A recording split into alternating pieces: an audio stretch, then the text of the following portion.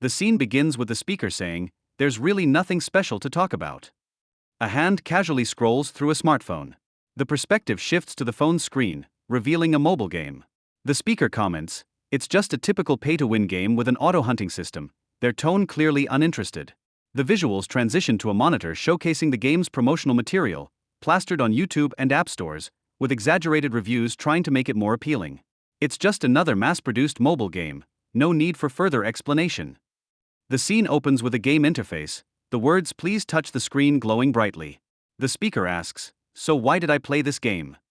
The screen then fills with images of the game's female characters, their stunning appearances illuminated by a soft, almost heavenly light. The speaker continues, "I was drawn in by their looks."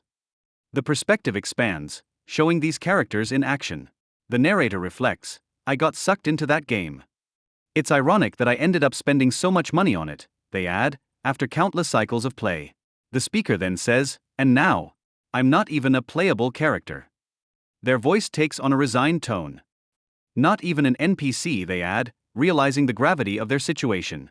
"I've become background character A. I've possessed this character." The tone shifts as they accept their new identity. "In this place, my name is Giama." The scene changes to a young man standing by a brightly lit vending machine. Suddenly, a striking female character bumps into him. The MC's eyes widen in surprise. "Is she a woman?" he thinks, confusion spreading across his face. Then, as if addressing us directly, he clarifies, "Ah, I get what you're thinking, but it's not like that." The blue-haired woman asks calmly, "Are you all right?" The MC quickly nods, replying, "Ah, yes. I'm sorry," regaining his composure. He reflects on his surroundings. Fortunately, the setting of Divine Protection M is in Korea, he observes. He notes the familiar names, places, and geography. The differences were minor, just a few characters. Otherwise, it felt pretty familiar, he explains. Because of that, I was able to adjust easily. The scene shifts to the MC waiting for the elevator.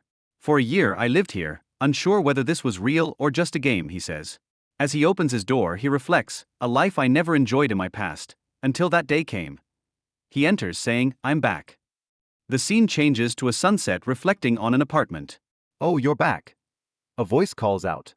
Another voice excitedly announces while holding up an acceptance letter, "Our pride. The great swordmaster Giama." The MC stands sheepishly in front of his parents and says, "Can we put it away now?" His family, however, ignores his request, responding, "No matter how many times I see it, I'm proud." One parent adds, "We've raised such a wonderful child." Their happiness fills the room. The scene opens with the MC, his face visibly strained, as a family member asks enthusiastically, "Oh, my son. Have you packed everything?" He replies, "I'll go finish packing." Trying to escape. "Yes, yes, go on, my son." They cheerfully respond. Then, addressing us directly, he says, "That's right. My simple dream of living a normal life has been shattered." With a deep sigh, he mutters, "Tomorrow." Looking at the packed bag, he thinks, "With everyone so happy, I can't refuse." The scene begins with the MC slouched in frustration. "I asked several times if I could skip this," he says, "but it didn't matter. I'm so tired." "So tired," he mutters, weariness overtaking him. His eyes land on a family photo on his desk. He softly whispers, "Giama, this guy. How did you get into that prestigious school?" His voice carries disbelief. The situation went like this. He stands before his parents, who say, "Son, your divine power manifested last year, and you took the entrance exam right away. "Don't you remember? They invited you." The MC replies, "Really?" He pauses, still processing. After a moment, he mutters with envy, "Is he some kind of genius? This guy." The narrator explains, "Divine power, it's a special ability that some humans can use. It's similar to skills in a game," the narrator adds. "However, not everyone has this gift. Divine power usually manifests through genetics. This power defines the structure of society. Based on whether someone has divine power or not, society is divided into three classes: the privileged, the commoners, and the poor. This system is reinforced by institutions like Awakens Academy. The scene reveals the Grand Awakens Academy, its majestic halls symbolizing power and privilege. Though it was originally founded to cultivate heroes, the narrator notes, it's long since become a school for the elite. Recently, a special admission system for non-hero families, known as special admissions, was introduced. And Jiyama was accepted as one of these special students. But why are heroes needed? The narrator asks, then answers, the reason is obvious. The scene erupts in chaos. The sky is crimson, engulfed in flames. Because of the Demon King. Hordes of monstrous creatures march forward, their grotesque forms a testament to the devastation they bring. The focus shifts back to the MC, seated in his room, deep in thought. Yes, once again, this isn't reality, he reflects. A hero training school to prepare for war, huh? His tone is skeptical. The MC's expression is bored. Divine power, huh? He mutters, still trying to process it all. A glowing status window appears before him, detailing his ability, divine power of painlessness, which reduces pain. The description reads, activation time, 30 seconds. Cooldown, 12 hours. He stares at the screen. The status window still feels strange. He reads it again, the words sinking in. Painlessness, TSK, he clicks his tongue, clearly unimpressed. This is the divine power I got stuck with. He grumbles in disappointment. The MC stares at the glowing status window. 30 seconds with a 12-hour cooldown. He scoffs. What a joke. His frustration grows as he scans the details. Then he remembers. Ah, that's right, he says. This is the divine power I got when I possessed this body, the blessing of the sword god. The description reads, it will cut if you slash. Activation time, infinite. Cooldown, not applicable. His eyes narrow. Only activates with a sword less than 30 centimeters long. Blessing of the sword god, he mutters, questioning the absurdity of it all. The MC studies the description, disbelief written all over his face. It'll cut if you slash. It's almost absurd to call that a divine power. But what's even stranger is the activation condition. A sword of 30 centimeters or less, with a width of less than 5 centimeters. He frowns. This is clearly the size of a sashimi knife. He raises an eyebrow, muttering, are they suggesting I cut sashimi here?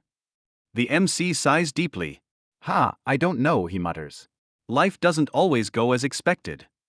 Then he suddenly remembers. Did I pack everything? He wonders aloud, realizing he might have forgotten something important. Oh right, my equipment. He recalls the staggering costs of equipment. Even the lowest grade E rank costs tens of millions of won. A C rank costs hundreds of millions. A rank and S rank items are treasures in themselves. The imagery of glowing weapons fills the screen, emphasizing their immense value. He sighs, frustrated. The tuition alone is already outrageous, he mutters. I don't want to waste money on something I'm being forced into, but then his brow furrows. If I don't bring something, I'll make a bad impression on the first day. The MC walks with determination. Let's go to Deso. His words carry an air of resolve, though the destination starkly contrasts with the grandeur of his situation. As he walks, his thoughts drift. I remember my first master, he says with a faint smile. He insisted on using a Japanese sashimi knife worth over 100 million won. A true master never blames their equipment. The scene shifts. The MC is now dressed in his academy uniform. His eyes widen in confusion. A towering instructor stands before him, looking irritated. He asks bluntly, is this really your weapon? The weight of the question hangs in the air. The MC calmly responds, yes. The scene cuts to rows of budget-friendly weapons labeled Deso, each marked with discounts. The absurdity is palpable, resembling the Walmart of the fantasy world. The tension rises as students nervously line up, ready for their weapons to be scrutinized. The perspective shifts back to the towering instructor, whose cold gaze sweeps across the students. He thinks, every year the upper-class students pull pranks. I need to establish discipline from the start. Do you think the academy is a joke? Do you really think it's acceptable to use a kitchen knife for the class placement test? His fury is palpable. The MC remains calm and responds, this is my weapon. His composed tone leaves the instructor momentarily speechless. The instructor, trying to reassert control, yells, student. But the MC counters without hesitation. I'm a special student from a modest family. The tuition alone must have been a huge burden on my parents. How could I possibly afford an expensive weapon on top of that? The instructor notices the MC's name tag, its distinct special student color. MC speaks with unwavering confidence. Also, blaming equipment is something only amateurs do. The instructor thinks to himself, a master doesn't blame their equipment. He's struck by how unusual this sounds coming from a teenage boy. It feels like he's already reached the pinnacle in some fields. MC is tall, with an unshakable presence. His sharp gaze and confident stance radiate power. The perspective shifts to the instructor, overwhelmed by MC's unyielding spirit. His mind races as he stares in disbelief. Finally, he exclaims, "Goat!" The scene shifts to the MC addressing the instructor, who announces, Kong Jiama's weapon is approved for use. MC nods respectfully. "Thank you, instructor," he responds. As MC walks away, whispers begin to spread among the other students. One sneers, "Ah, a special admission student?" Another mocks, "How did someone like you end up here?" One mutters under their breath, "Sigh, the smell of those with special admissions." Hearing this, the instructor's voice booms across the hall, "New students, quiet down. Once the evaluation is over, move swiftly and promptly." MC, carrying his bag, walks away thinking, "I just got PTSD from hearing that." He mutters under his breath, already tired of the intense atmosphere. The scene shifts. Outside, MC steps into the sunlight and exhales deeply. Phew, let's take a break. Sitting on a bench, MC looks up at the bright sky. I expected this, but experiencing it firsthand is still unsettling, he thinks. Still, I've completed the equipment inspection and survived the entrance ceremony. All that's left is the class placement exam. He smiles faintly, but I really made it here. The realization of attending this prestigious school for the next 3 years sinks in.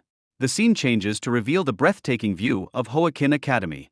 MC observes, "It's definitely different from what I saw in the graphics. If I had to exaggerate, it's about the size of a small town." He smiles faintly, impressive. His words reflect a growing respect for the institution. "Attending a school meant for the upper class," he mutters. "Thinking back to when I had to drop out of high school because of family circumstances on Earth, it feels surreal." Suddenly, a loud announcement interrupts his thoughts. The class placement exam will begin shortly. Students are requested to gather at the training hall by 1 p.m. Already? MC exclaims. The entrance ceremony's done, but the class placement exam is important. I should familiarize myself with it. MC stands confidently, holding his modest knife. A thought crosses his mind. Come to think of it, I haven't used a knife since I came here. There's been no need to do so. His thoughts wander. Even for a single day, you mustn't put down your knife. Even while you sleep, keep holding it. Got it. The memory of his old habits stirs within him. He glances at the knife. 20 years of living by the knife, he muses. Would a year's break really have dulled my skills? He asks himself. He examines the knife in his hands, tilting it carefully. His sharp eyes scan the blade. He pauses, narrowing his eyes. It's better than I thought. Let's see, maybe I'll cut a leaf or two. MC grips the knife firmly, and a sudden surge of energy envelopes it. Lightning crackles around the blade. A system notification flashes before him. The weapon has met the activation conditions. Another message follows. The blessing of the sword god is activated. The air around him hums with energy, and the blade pulses with overwhelming light. As the light intensifies, an alarming message appears. The level of your physical body is too low. MC grips the glowing knife as another alarming message flashes. The level of your weapon is too low. His expression remains calm. Another notification appears. Using suppression to initiate synchronization for the user. Confusion crosses his face. I only drew the knife and yet, the blessing activated? A system message appears in glowing red. Synchronization is complete. Then, a final message appears in soothing blue light. May the blessing of the gods be with you. MC's eyes widen in shock as he processes the situation. The blade glows violently, with red lightning crackling and coiling around it like a living force. Kong Jiama grips the knife tightly, but he screams in agony. The intense pain feels like it's crushing his very soul. His thoughts race amidst the chaos. If this goes on, I'll die, he realizes, panic flashing in his wide eyes. Scene change. A blinding golden light erupts, shattering the darkness. Suddenly, the golden glow fades, replaced by crimson. Reality begins to crack like glass shards. As Kong gazes upward, the overwhelming scale of the destruction becomes clear. MC stands in the midst of a crimson-fractured dimension. His wide eyes reflect disbelief. The only words that escape his lips are, "What the e?" He tries to process the unfolding events. He glances down at his hand, where the knife crackles with sparks of electricity along the blade. "What the hell is this?" he whispers. The scene erupts in blinding light as MC's grip loosens on the knife. The dimension starts to crack, and he is pulled back into reality. His breath is uneven. "I'm back," he mutters, his voice trembling with disbelief. MC processes what happened and realizes that the moment he dropped the knife, he returned to reality. MC clutches his head in pain. "Ugh, my body, it hurts," he gasps. "I get the divine powers activation, but does the world shattering have anything to do with the sword god's blessing?" His trembling hand comes into view. He wonders if every activation feels like this. "I can't use it," he declares. The school announcement interrupts his thoughts, urging students to gather at the training hall. Looking at the knife, he questions, "But this? I guess I should pick it up again. I can't just leave a knife like that lying around." He tries to reassure himself, maybe it only hurt the first time. MC hesitates, then reaches for the knife, nervously thinking, "I'll be okay, right?" With a sharp inhale, he grabs it. But the moment he does, an overwhelming surge of energy explodes from the blade. His body is engulfed in a blazing blue aura. "What the foo is this?" he screams in pain and disbelief. The scene shifts to the Grand Training Hall, a massive coliseum filled with bustling students, all preparing for their placement exams. The atmosphere is lively with anticipation as students file in. Among them, a few wealthy-looking individuals stand out, casually laughing. One remarks about the extravagant costs of admission, flaunting their privilege while others watch quietly. The focus shifts to a dignified figure, introduced as Lord Klinge, the seven-star hero, Siegfried von Nibelung. His presence commands respect as it's revealed that he's the direct descendant of the founding hero, Valor Joachim, and the prime disciple of Aaron Nibelung. A noble nervously looks at him and refers to Lord Klinge as the strongest human. The green-haired man beside him chuckles and suggests they return to their seats, prompting quick agreement. Meanwhile, Klinge, with his eyes closed, opens them to reveal a sharp gaze directed at someone. The scene shifts to a green-haired woman, introduced as Media Poison, another seven-star hero. "Ah, Siegfried, it's been a while," she says, before adding, "Has it really been half a century?"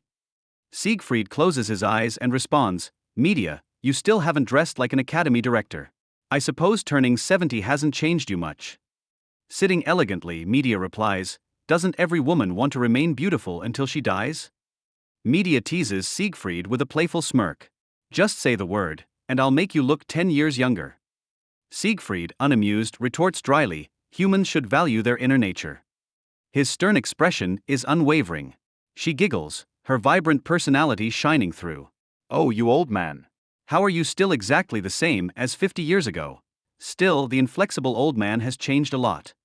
Siegfried, seated with a distant look, mutters, "Even bringing me to places like this.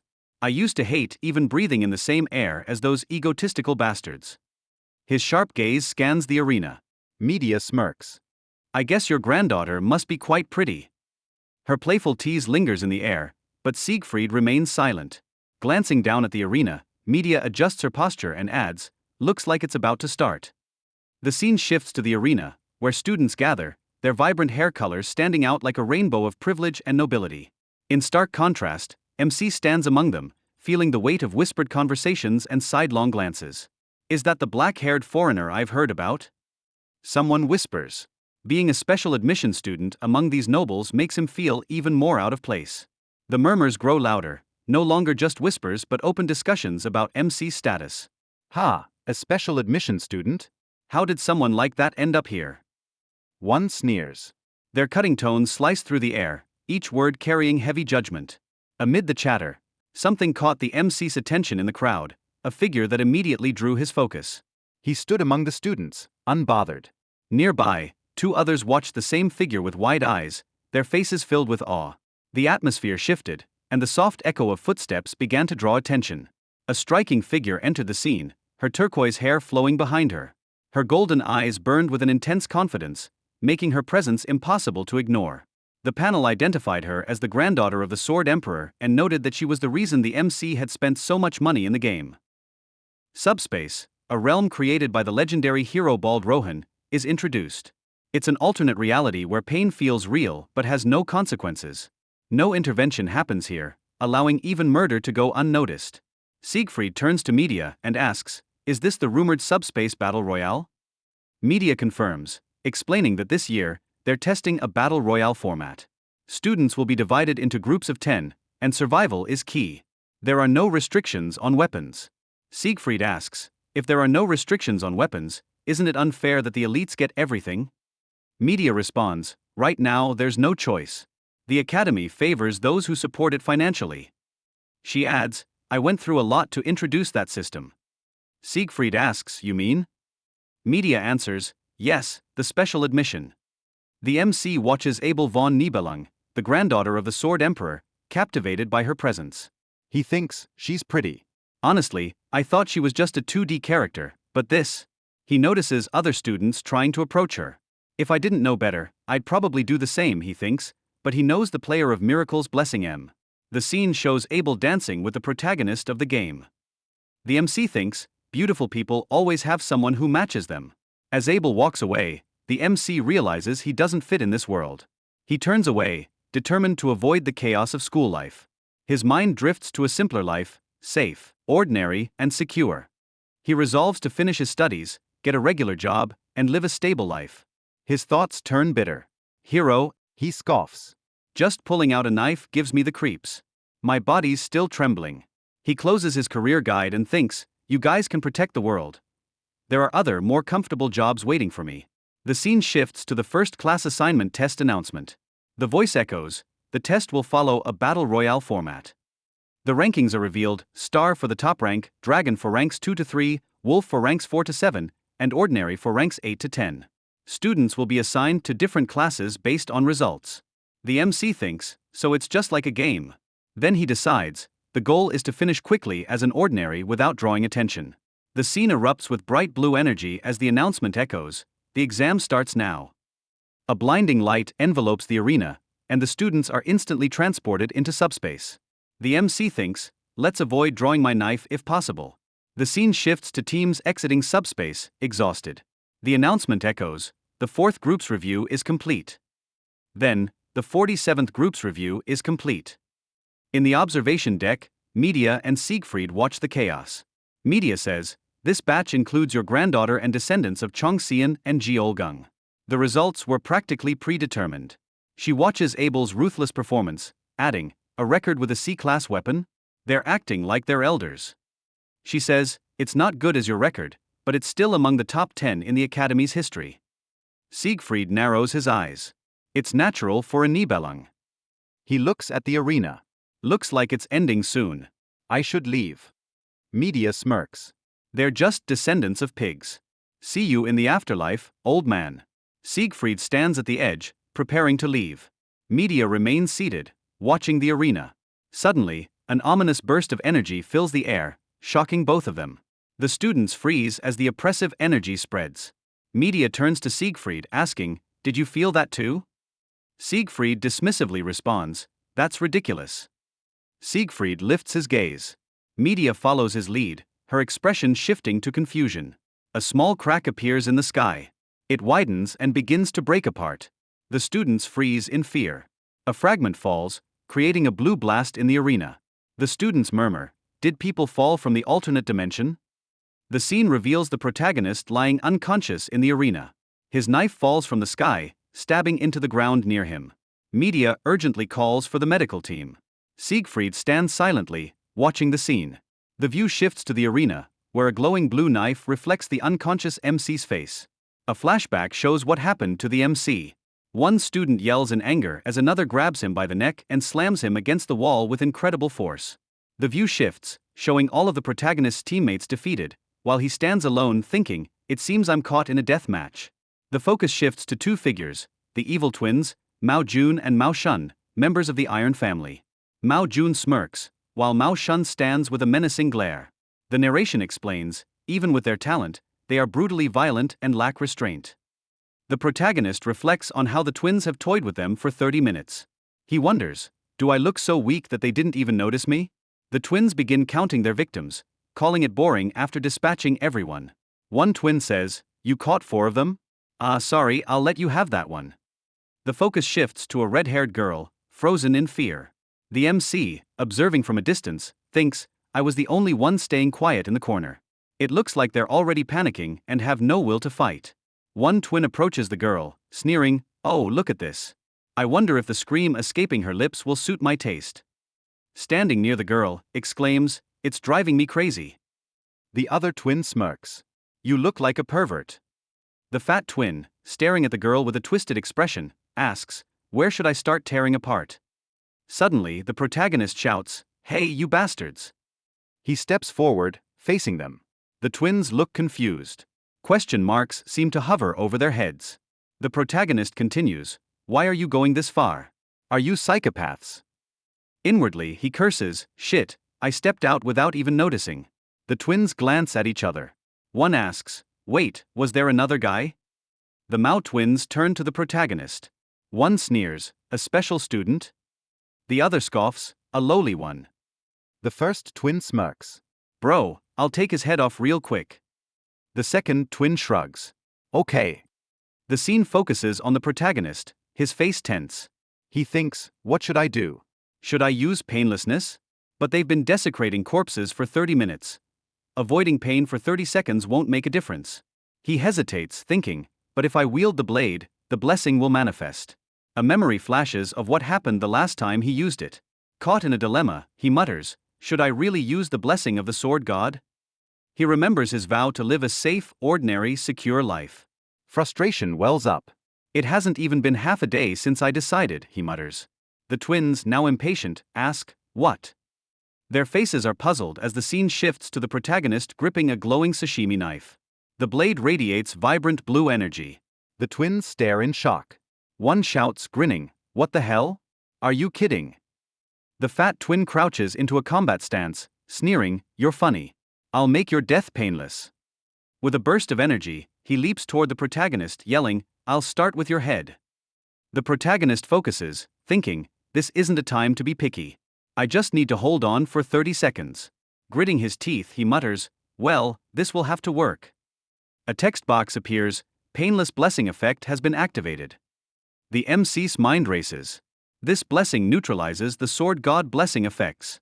Another text box appears, "Sword god blessing activated." The fat twin charges. The MC grips the sashimi knife tightly, thinking, "Against that fat body." It's not fish, it's a human. A flashback shows the MC asking an old man, "Why do gangsters always use sashimi knives in movies? Can they really cut people like fish?" The old man replies, "Idiot, that only happens in movies. Even if a god comes, it's not possible." Then the MC remembers the knife's description, "It will cut if you slash, and God's protection be with you." The MC swings the knife. It cuts through the fat twin's arm. The armless twin collapses, confusion written all over his face. The memory rushes back. A younger, nervous MC once asked, "Why do gangsters eat sashimi?" Before the boss could answer, a knife flew past him, embedding itself in the wall. Frozen in terror, the MC turned to his boss, who glared at him. "Call me master." "And why do you care?" That man, an ex-gangster, was the MC's first mentor. The boss's story lingered in the MC's mind. He hacked off his own wrist. As atonement, and to bring happiness with a knife, he opened a sushi restaurant. MC asked, "In movies, criminals always flash sashimi knives. Is it like that in real life?" The boss replied sharply, "Think. If you stab someone with a wide kitchen knife, their skin contracts. Do you think it'll come out easily?" The MC, ever curious, countered, "Sashimi knives are thin. You can stab, withdraw, or slash multiple times. So, why not people?" The boss snapped, "You slice fish because it's lying down. Standing, you can't even cut bread in one go, damn it." The MC smirked. "Even after cartoons, you just don't have the talent." That was the breaking point. The boss slammed the MC, shouting, "You bastard. I said he was my mentor." His voice thundered. Even if the god of knives appeared, it wouldn't work. Got it. The scene shifts back to the present. The fat twin collapses to the ground, clutching his severed arm as blood spurts wildly. He screams, "Damn it! Ciao!" His brother and the red-haired girl stand frozen, their faces pale with fear and disbelief. The MC stands tall, blade in hand, radiating an imposing aura. The fat twin cries over and over, "My arm! My arm!" Clutching his injured arm and trembling with fear, he screams. As the MC starts walking toward him, the fat twin's terror deepens. He pleads desperately, "Don't get closer." His voice cracks as he begs, someone please help. Desperately, he turns to his brother shouting, "Brother, assist me." But his brother stands frozen, wide-eyed, paralyzed with fear. The fat twin yells again, "Hurry up!" his voice trembling with panic. At that moment, the MC steps forward and without hesitation, slices the fat twin's head clean off. The brother watches everything in stunned silence. The brother screams in desperation, "Shun! Shun!" as he stares at the fallen body. The MC stands firm, gripping his weapon, his presence cold and unyielding. The red-haired girl remains silent, watching the chaos unfold with an unreadable expression. As his panic fades, the brother steadies himself, breathing heavily. Shun isn't really dead. This is subspace, he realizes. His thoughts race as he studies the MC. Who the heck is that guy? It feels like someone clumsily using a knife on a human for the first time. He clenches his teeth, the memory of Shun's downfall clear in his mind. Shun underestimated him, and it cost him everything. Gripping his weapon tightly, the brother braces for action. This weapon shows its true power when used with both hands, he thinks. Activating his blessings, he feels the surge of power, enhanced defense, a 200% jump boost, and amplified fist strength. With confidence, he declares, this weapon combines 3 simultaneous blessings, abilities ranked beyond even the god's imagination. His gaze sharpens as he boasts, even an S-rank weapon cannot penetrate its defense. The MC, ignoring the brother entirely, continues his countdown. The brother notices this and mocks him. "What are you doing, standing there like an idiot?" With a furious yell, he charges his weapon. "I'll smash your head." The scene shifts. The brother lies bloodied and defeated, sprawled on the ground. A glowing knife protrudes from his body, the light flickering ominously. He observes the aftermath, his voice trembling with shock. What on earth? The MC's countdown continues steadily. As the number reaches 0, a message appears. The effect of the blessing has ended. The MC's composure shatters as he suddenly screams in pain, his body writhing in agony. The scene shifts to the MC opening his eyes. He lies on a hospital bed, disoriented, scanning his unfamiliar surroundings. Realizing he's in a hospital, he remains silent. A man enters the room, pausing as he sees the MC awake. "The student opened his eyes," he exclaims before quickly leaving. Moments later, 2 people enter. The MC silently observes them, thinking, a face I've never seen before, but somehow know. Then he remembered, he's the one who destroyed the Demon Lord's 6th Legion commander. The MC realizes they are 2 of the 7-star heroes. The older man, exuding a commanding presence, is introduced as the strongest of humanity, Siegfried. Beside him stands a woman with vibrant green hair. She smiles warmly and asks, "Do you feel okay?" The MC replies, "Yes," but his thoughts race. Why are they here? Siegfried, his tone direct, asks, "Hello, what's your name?" The MC hesitates briefly before answering, "Gioma." Siegfried nods. "You are Gioma." Without wasting time, he continues, "Let's get to the point. What on earth did you do?" The MC looks at them in confusion, his mind drifting to the earlier battle.